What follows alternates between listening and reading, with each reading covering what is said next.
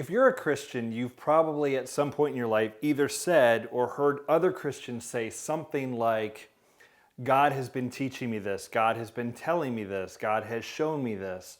And if you're like me, sometimes when you hear people say that, you sit there and you go like, how did God show you that? Or what did God say? Or what does his voice sound like? Or how are you hearing from God? You know, that kind of thing.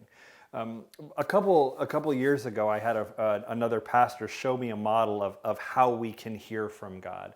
And I thought it was really helpful, and I wanted to share it with you because the idea that we do hear from God is actually one that shows up in the New Testament all the time, that Jesus is in constant communication with God, that Paul in the book of Acts is going somewhere because God led him or the Spirit led him, or he's not going somewhere because the Spirit prohibited him from going there. So the idea that we hear from God is a powerful one. And so I want to give you this model, this way of thinking about experiences that you have in your life, and maybe a model of how you can look at those experiences and learn from them and grow, and in the process really hear God communicating with you and obey what he's asking you to do.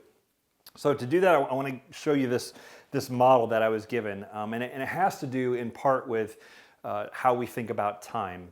So in Greek, there are two words for time that you see show up in the scriptures. One of them is the word chronos, from where we get our word chronology, and that is the word for time that is like time the way we think of like hours of the day, like the way things move in order.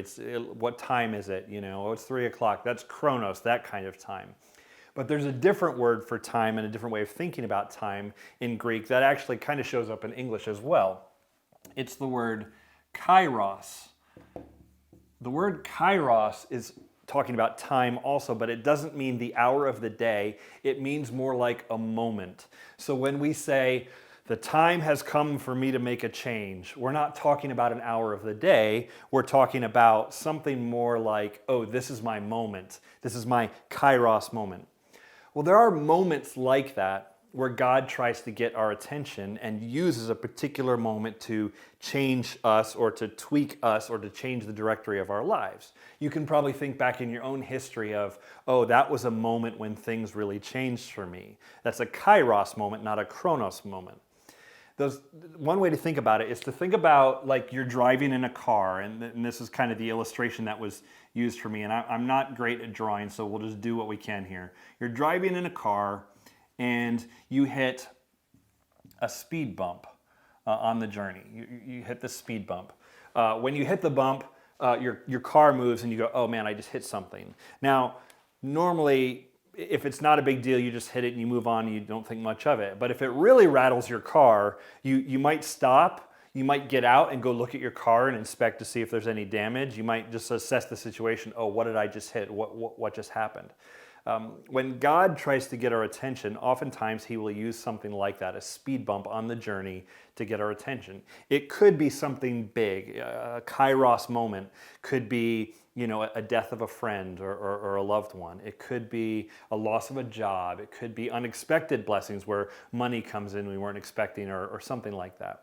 Or it could be a lot smaller things. Something happened and you just had this feeling about it that was a little unusual, or a circumstance or a conversation you just had like this gut check.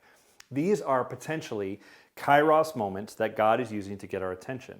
How do we analyze those moments when they show up?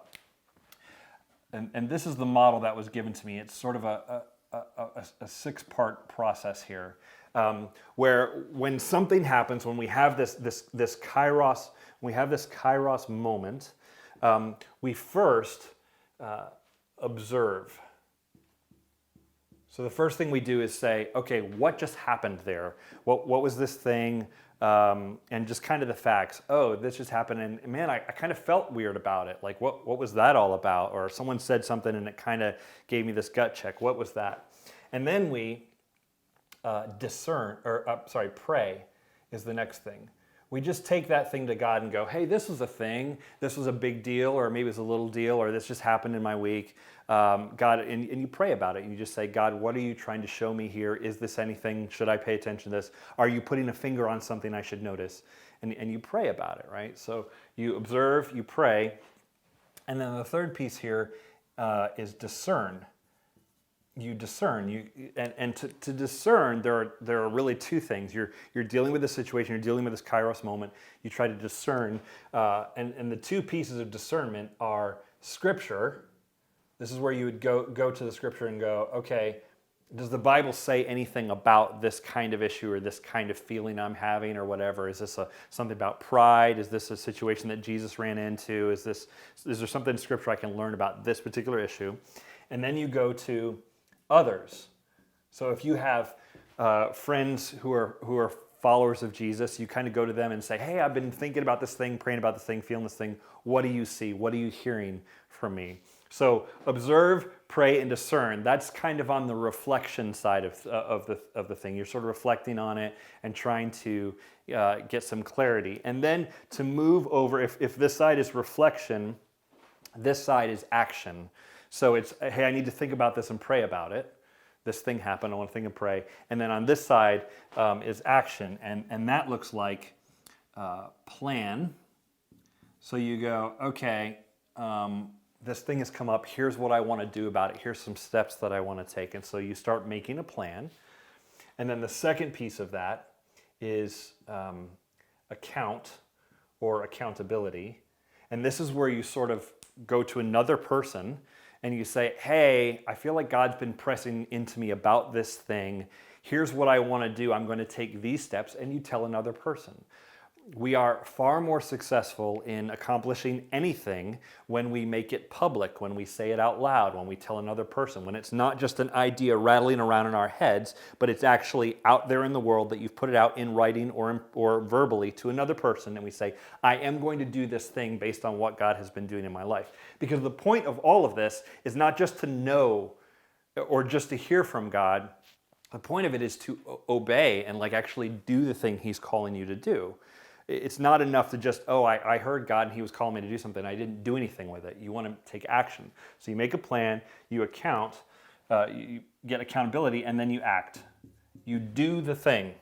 You go, okay, this is what God is calling me to do. And so you can use this kind of system to analyze this tool, I guess, this model. You can use it to analyze these moments that you have in your life, the speed bumps that come up along the way. Oh, that was a thing. That was kind of a big deal. I should observe what I was feeling and thinking about it. I should pray about it. I should discern, go to the Scripture, and then I need to make a plan, tell someone, and start doing something about it. I truly believe that the speed bump moments show up every week. It's not just the massive thing of, last year someone passed away that I love, and that was a big deal to me. Those are definitely kairos moments. But I think the kairos moments actually show up throughout our week where God is trying to get our attention and maybe pricking our conscience or trying to get us to notice something. I think those things happen all the time if we are paying attention. The tendency is if you go over enough speed bumps, you start ignoring them altogether and you just sort of go oh yeah, that was a thing, but I don't really care and I'm too busy and I've got the next thing to do and I'm not going to pay attention. And so my hope and prayer for you as you maybe take this model and use it as your own is that you could do this regularly, that every week, I try to do this kind of thing through journaling every morning, is to go, okay, where did I notice God at work? And where were the speed bumps? Because if you do that regularly, you'll start to see God's handiwork and you'll start to see how He's trying to get your attention. If you ignore them, they will just become speed bumps and they won't actually change anything for you. So that was a pretty helpful model that was given to me. I'm trying to do this myself and think through this stuff, especially during all this COVID downtime and you know how the world has been the last several months. I've found this to be a pretty helpful way to think through, okay, what is God doing in me, in our church right now? So hopefully that's helpful to you. Hopefully you can take that model and use it as your own. All right, God bless. Take care.